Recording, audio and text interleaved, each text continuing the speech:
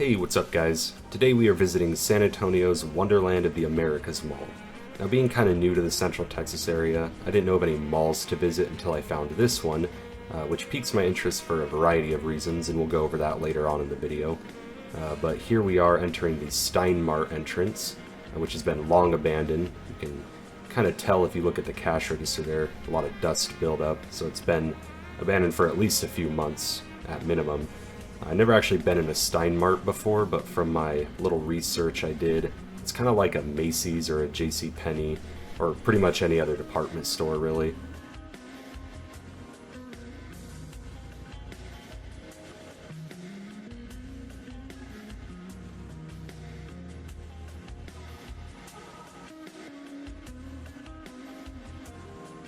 So this area just past the entrance is kind of the main attraction of the mall. Unfortunately, the fountain was not turned on during our visit, but based on some other videos of this mall, seems like it's been off for quite a while.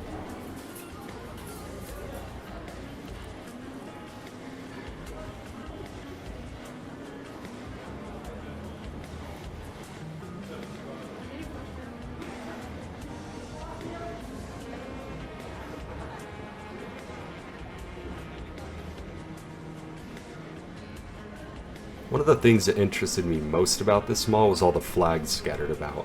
They're supposed to represent all the countries from North, South, and Central America, including all the Caribbean islands as well, which I'm sure make up a majority of the count here.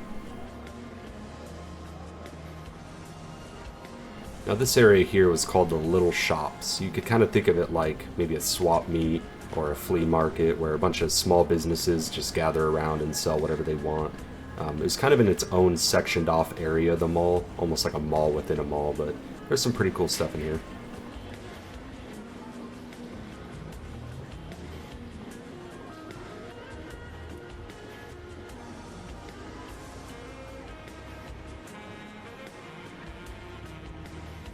We actually got a couple things from the CD Sam shop here on the left.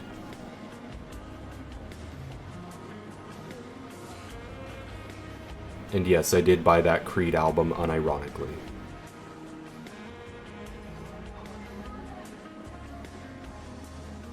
Now I was trying for the longest time to figure out which era this flooring is from. I got a lot of conflicting answers, but the consensus seemed to be somewhere in the mid-century to 90s.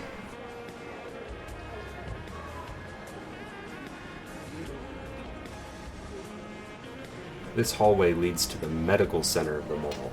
I'd imagine these clinics were put here to both increase foot traffic and also to bring some steady tenant income for the mall itself.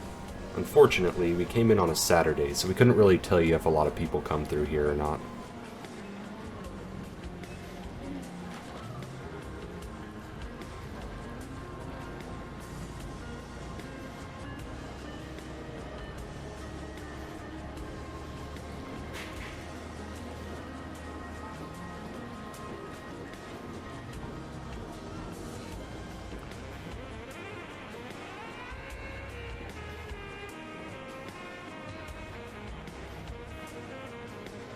Now here's a cool slot car racing shop we stumbled upon.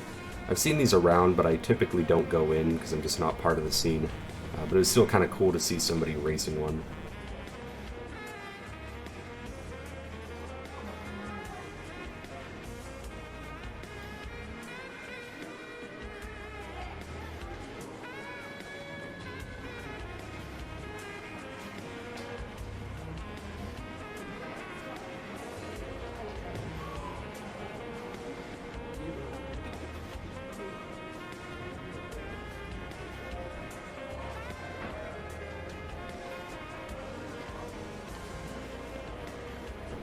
This right here was actually my favorite part of the mall because of how well lit and clean it was.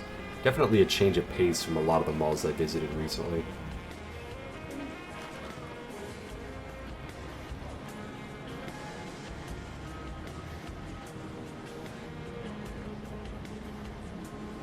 Now something I've noticed that you've probably picked up on is there's not a lot of mall staples here.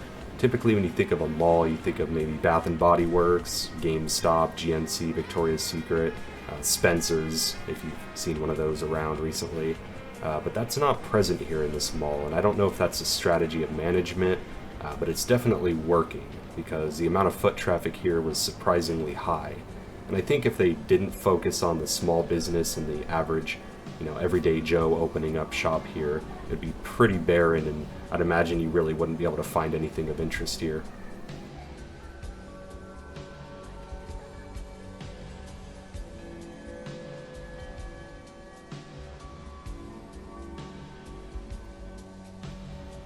This section here was the only part of the mall that I could truly consider dead.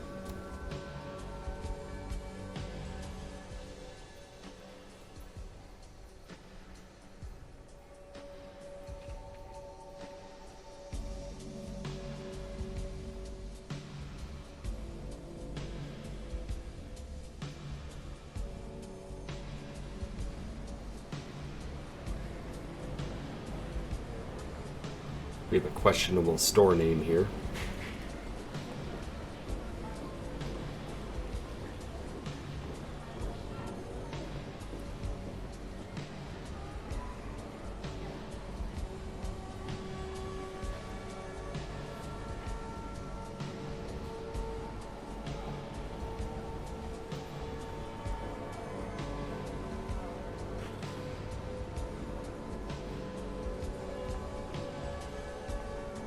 I actually ended up buying this poster for the game room.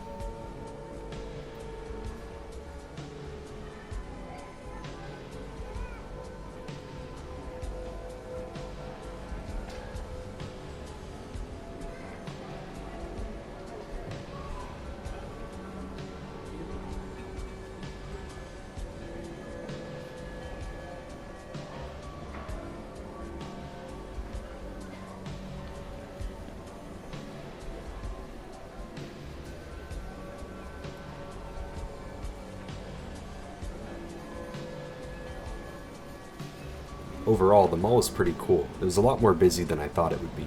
It seems like they got a working strategy here, and I really hope they stay in business for at least a few more years. Make sure to subscribe and stay tuned for some more Dead Mall videos. Thanks for watching.